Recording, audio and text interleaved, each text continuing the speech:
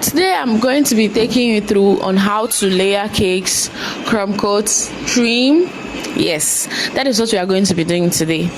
In cake making, trimming is very important, crumb coating is very important, and also how you layer a cake is as well as important, because if you don't layer a cake very well, it's going to be disfigured. It will have a disfigured look, but if you layer correctly, it's going to stand tall and straight. So first of all, I am trying to trim the top of my cake.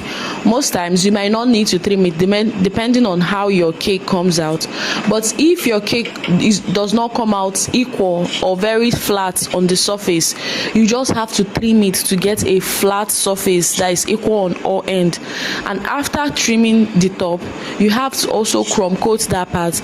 I told you earlier in my last video that one of the reasons why you add crumb coat is it serves as a glue. So also in layering, crumb coating also serves as a glue. So as I've crumb coated that first part, it serves as a glue that will hold this second layer that I just added on top. So as I've put my second layer, I have to also trim the top so to have a flat surface. If I don't have a flat surface, the next cake that I'm going to keep on top of it is going to be bending. And if you want, you can just do it like that, but when the cake comes out, you actually see the difference. Some cake will just be looking as if it wants to fall, like the wall of Jericho. That is why it's very important to have a flat surface crumb coat before you add another one. So I've added my third layer knife that I will use. I will show you, I will fix it in the video to show you the teeth of this knife. It's not the normal kitchen knife that you use in the kitchen.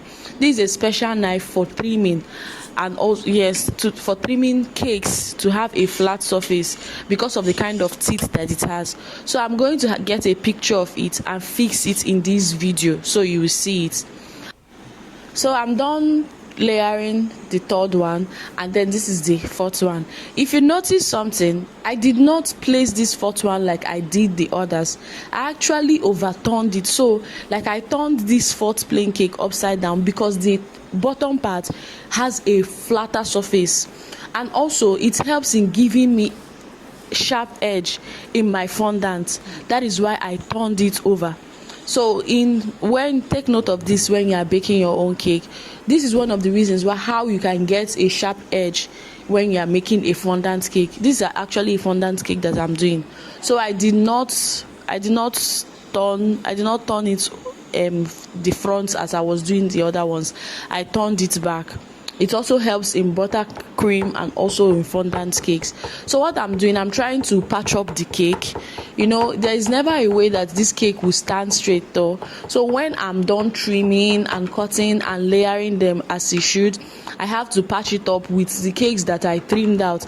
In places that looks as if they are falling, I'll just use like a bit of crumbs to just patch it up so it will stand firm.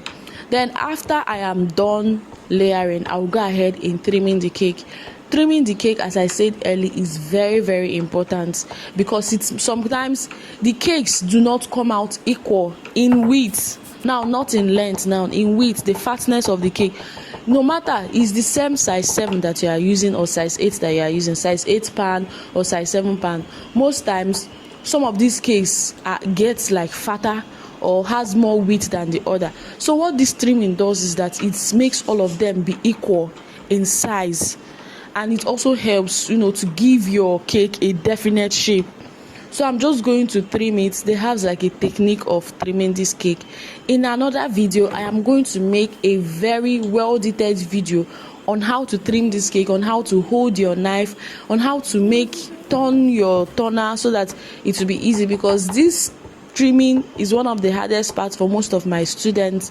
They always find it hard, but in another video I am going to make a very detailed video on how to trim this cake properly. So when I'm done trimming, I am going to clear my pan. In this cake, you just have to be neat. You do anything, you just clean up so it will be fine. I'm just going to go ahead and add some finished touches. Now this is how it looks when I'm done trimming. If you look at it, it looks like very straight, and all of them have equal shapes and they are the same size. I'll just go ahead and measure it. Why I'm measuring this thing is actually for my fondant, so that I'll know the exact length I am going to knead my fondant into. I'll measure the height and I'll also measure the width, so that when I'm kneading my fondant, it will have the exact measurement. I don't want it to be especially under, and I also don't want it to be over. When I'm done measuring, I'll go ahead and crumb coat. I'm always saying this thing, crumb coating is very, very important. You cannot just place your fondant on plain cakes just like that. It's going to fall. It's going to like peel off and then it will fall. This crumb coat, it helps it a lot. It serves as a glue to hold the fondant on so it will not fall. So you just have to be doing it layer by layer or step by step, crumb coating from the bottom up. You crumb coat from the bottom up. I'm also going to make a definite video on how to make this buttercream for crumb coating. I'm going to make a video for all of these things differently, but this is like a whole video of me trimming, crumb coating, layering, just for you. I hope you enjoyed the rest of the video. If this is your first time seeing any of my video, please go ahead and subscribe. Click on the comment section and comment, like this video, send it to your friends, and turn on your notification button to know when I post my next video. My name is Fab Bakes, or my business name is Fab Bakes, and here I bring to you everything you need to know about cakes. I teach you how to make cakes in the most simplest form. Ask a beginner, even if you don't know how to bake before, just be on this channel and you learn everything you want to learn. Thank you, and I'll see you in my next video. Bye.